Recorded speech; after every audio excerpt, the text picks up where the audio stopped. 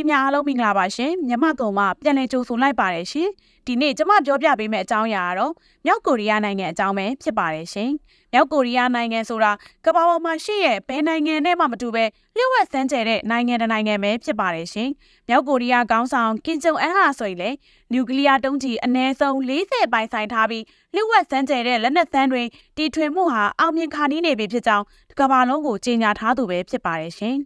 ဒီလိုလက်နက်စမ်းတွေပိုင်ဆိုင်ထားတဲ့ကင်ဂျုံအန်ဟာမြောက်ကိုရီးယားနိုင်ငံမှာရှိတဲ့ပြည်သူတွေကိုဘယ်လိုစနစ်နဲ့အုပ်ချုပ်နေတယ်လဲဆိုတာကိုပြောပြပေးသွားမှာပဲဖြစ်ပါတယ်ရှင်။နံပါတ်1ပညာရေးစနစ်မြောက်ကိုရီးယားနိုင်ငံရဲ့ပညာရေးအကြောင်းကိုပြောရမယ်ဆိုရင်တော့မြောက်ကိုရီးယားနိုင်ငံဟာစာပေတက်မြောက်မှုနှုန်း100%နီးပါးရှိတဲ့နိုင်ငံပဲဖြစ်ပါတယ်ရှင်။မူလတန်းကနေအလယ်တန်းအထိ17နှစ်တာကာလကိုပညာမသင်မနေရအမိန့်ထုတ်ပြန်ထားပြီးပညာရေးကိုလည်းအခမဲ့စနစ်နဲ့သင်ကြားပေးပါတယ်ရှင်။စာတင်ကြားရမှာလဲလူတန်းစားမရွေးနေရာဒေသမခွဲခြားပဲသင်ကြားပေးတာဖြစ်ပြီးအဓိကအားဖြင့်သင်ကြားသိပ္ပံနဲ့နိုင်ငံရေးဘာသာရပ်တွေကိုသင်ကြားပေးတာပဲဖြစ်ပါတယ်ရှင်အဓိကရည်ရွယ်ချက်ကတော့ကျွမ်းကျင်လုပ်သားတွေမွေးထုတ်ပေးဖို့ဖြစ်ပါတယ်အခြားဖွံ့ဖြိုးပြီးနိုင်ငံတွေနဲ့နိုင်ရှင်ရင်တောင်ပညာရေးကိုအလေးထားကြောင်းဒီအချက်ကသက်သေပြနေပါတယ်ရှင်ပညာရေးဆိုတာပုဂ္ဂိုလ်ရေးဆိုင်ရာစွမ်းပကားနဲ့နိုင်ငံတော်ရဲ့ရန်တရားအတွက်ကိရိယာတစ်ခုလည်းဖြစ်ပါတယ်ဝေဖန်သူအချို့ကတော့မြောက်ကိုရီးယားရဲ့ပညာရေးစနစ်ကနိုင်ငံရဲ့ယူဝါဒကိုသာအသားပေးသင်ကြားပေးတယ်လို့ဆို